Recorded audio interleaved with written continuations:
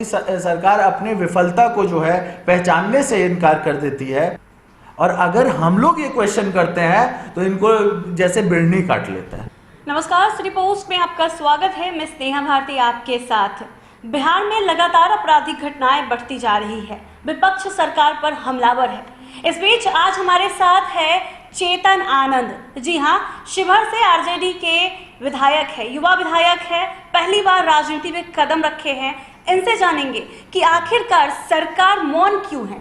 बढ़ते अपराध के खिलाफ आप लोग भी आवाज उठा रहे हैं, सरकार को घेरने का काम कर रहे हैं, लेकिन फिर भी सरकार मौन है। देखिए, सबसे बड़ी बात है कि सरकार को ये लगता है कि वो सुशासन में जी रही है, लेकिन सच्चाई ये है ये कुव्यवस्था में हम लोगों को रहने पे मजबूर कर रहे हैं। कुशासन चल रहा है। और हाल ही में आपको जैसे जैसे जो घटनाएं हुई हैं, हाँ, अभी अगर देखा जाए शराबबंदी वाला, फिर उसके बाद मोहनपुर में जो घटना हुई बांका तरफ, हाँ, जहाँ पर एक व्यक्ति को जो है सिर्फ मानिए कि चना चुराने के उसमें जो है उसको मॉब लिंचिंग करके मार दिया गया। हालांकि इसके पीछे बहुत कहानी बताई जा रही है। देखिए, बात ये हो जाती है कि मतलब आखिर अगर कोई और होता, अगर वो व्यक्ति एक खास समाज का नहीं होता, किसी और समाज का होता, तो शायद उसको न्याय मिलता। लेकिन इस सरकार में एक खास समाज के लोगों को टारगेट कर करके उनका मैटर कहीं भी आता है तो ऐसा लगता है जैसे मौन व्रत सरकार रख लेती है।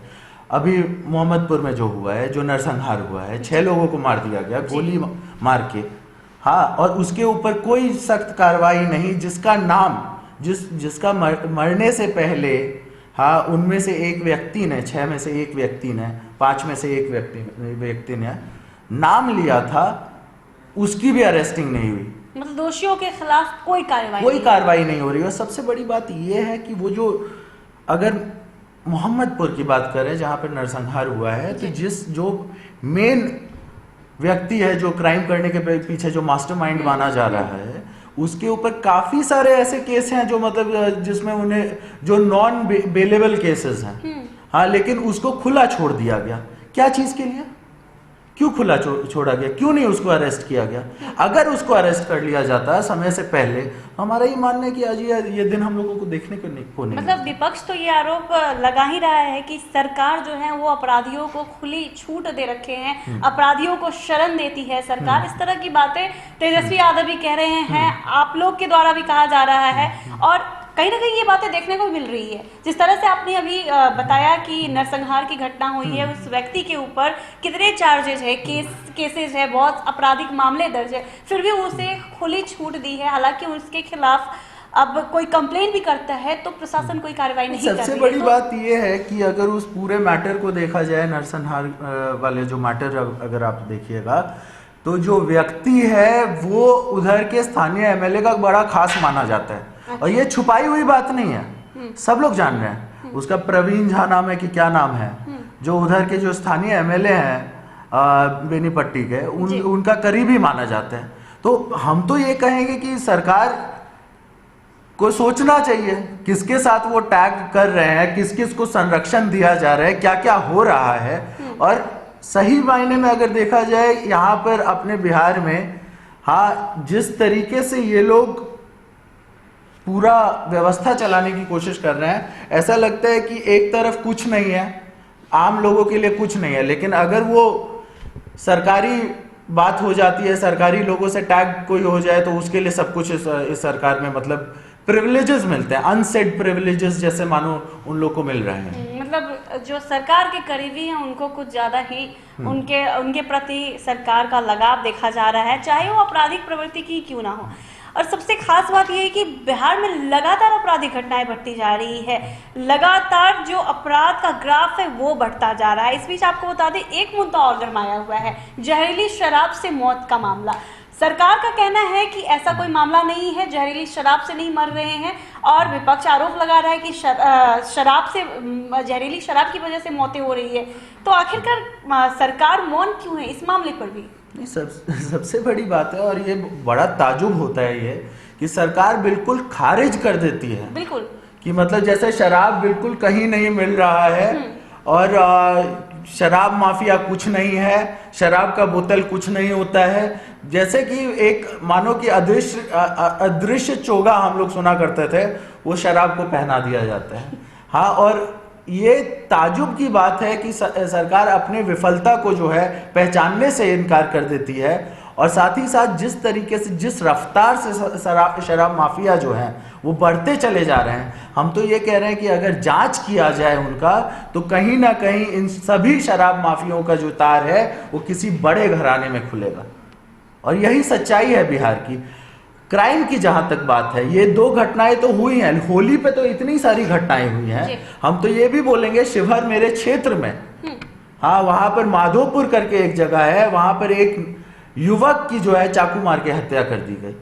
तो ये सब है इस सरकार में। और सबसे बड़ी बात है कि ये लोग अपनी विफलताओं को जो है बिल्कुल, अगर हम लोग ऑपोजिशन में इनको बताते हैं कि आपसे ये प्रॉब्लम हो रही है, आपसे संभाला नहीं जा रहा है, तो ये लोग उसको पॉजिटिव वे में नहीं लेते हैं, बल्कि नेगेटिव वे में लेते हैं कि अच्छा ये मतलब जैसे कि मानने के लिए तैयार नहीं हो, क्योंकि हम लोग विपक्ष से हैं, हमारा काम होता है कि उनको, सरकार को बताए कि कहाँ आप गलत हो रहे हैं।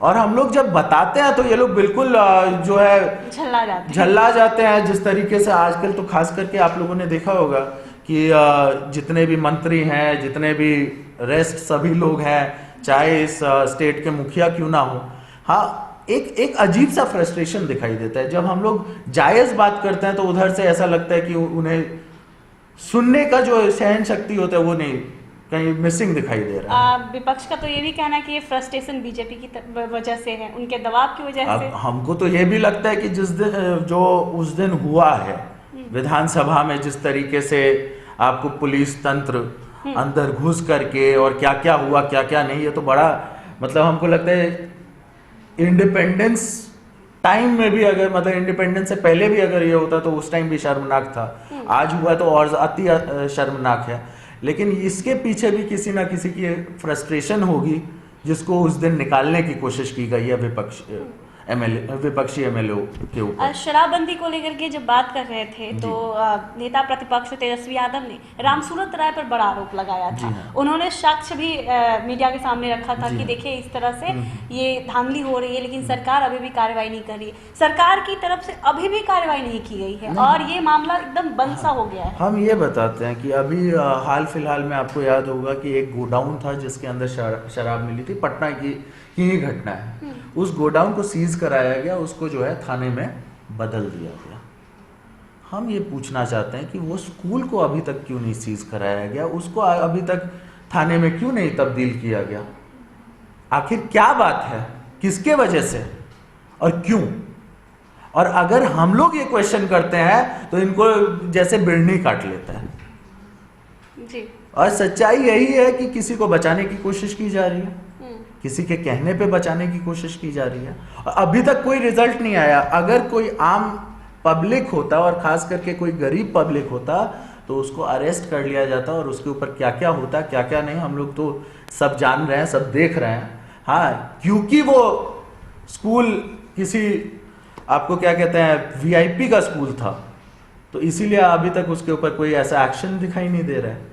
जीतनराम मांझी ने भी कल एक बयान दिया था। उनका भी कहना था कि सरकार को हम दिखाना चाहते हैं कि वो बड़े तस्करों, बड़े माफियाओं को पकड़े, तस्करों को ना पकड़े, छोटे छोटे तस्करों को, शराब तस्करों को ना पकड़े। यानी कि कहीं ना कहीं सरकार जागृत नहीं है, तो जीतनराम मांझी उन्हें जागृत कर रहे हैं। जीतनराम मांझी का ये कल का बयान था।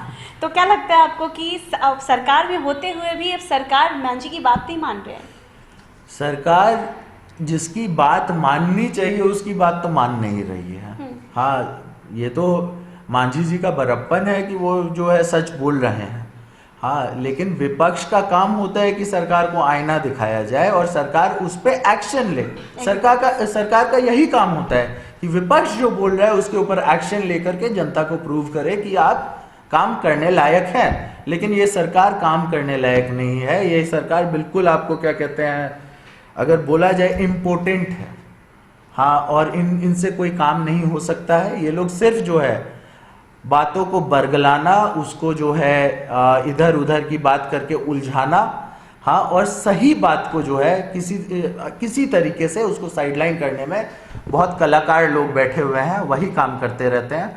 अनफॉर्चुनेट है बिहार के लिए। हम लोग जब से आए हैं लगातार मौका भी मिला, हम लोग उस समय आपको याद होगा मैंने अपनी स्पीच में भी ये बात रखी थी शराबबंदी को लेकर के, कैसे आजकल होम डिलीवरी हो रहा है, लेकिन ये लोग उस सब पे ध्यान नहीं देना चाहते हैं। खास करके ये उन पे भी नहीं ध्यान देना चाह रहे हैं जो पुलिस वाले शराब माफियाओं से लिंक रखते हैं। पहले उनको तो पकड़िए, आखिर उनको कौन पकड़ेगा। और ये तो सभी लोग जान रहे हैं कि हर जगह धांधली चल रही है, हर जगह दो पैर वाले चूहे आ गए हैं, हर जगह जो है शराब की चोरी हो रही है, हाँ थाने से चोरी हो रही है। तो ये तो सभी लोग जान रहे हैं। और कहाँ कहाँ क्या क्या लिंक है, हाँ किसी आम आदमी से अगर पूछिएगा तो वो आपको बता सकता है, लेकिन अगर सरकार से पूछिएगा तो वो बताने के लिए वो झिझकते हैं, वो सच नहीं बताना चाहते हैं। अगर सरकार बात नहीं सुनती है और सरकार की तरफ से इस मामले पर एक्शन नहीं लिया जाता है, चाहे वो बढ़ता हुआ क्राइम हो या फिर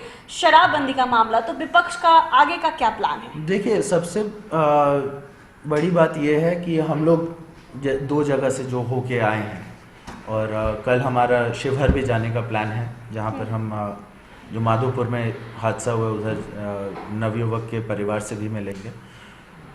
बड़ा दुख होता है ये देखते हुए कि मतलब किस तरीके से एक परिवार, उसमें तो एक बीएसएफ के भी लोग थे मोहम्मदपुर में। मतलब ये समझिए कि जो व्यक्ति आपको बॉर्डर पे जा कर के इस देश के लिए लड़ाई लड़ रहा हो और फिर वो घर आता है और उसके साथ ऐसा घटना हो जाए, हाँ तो ये सरकार मतलब कहाँ है, इसका कॉन्शियस कहाँ है इस सरकार का। इतनी बड़ी घटना हुई लेकिन मीडिया में भी ये घटना हाईलाइट नहीं किया गया। हम तो आप जैसे सभी पोर्टल वालों को धन्यवाद कहते हैं कि आप लोग मीडिया का जो है असली मीडिया होने का आप लोग काम कर रहे हैं, वरना बात बाकी तो ऐसा लगता है कि जैसे मौन व्रत धारण कर रखी। जी बिल्कुल।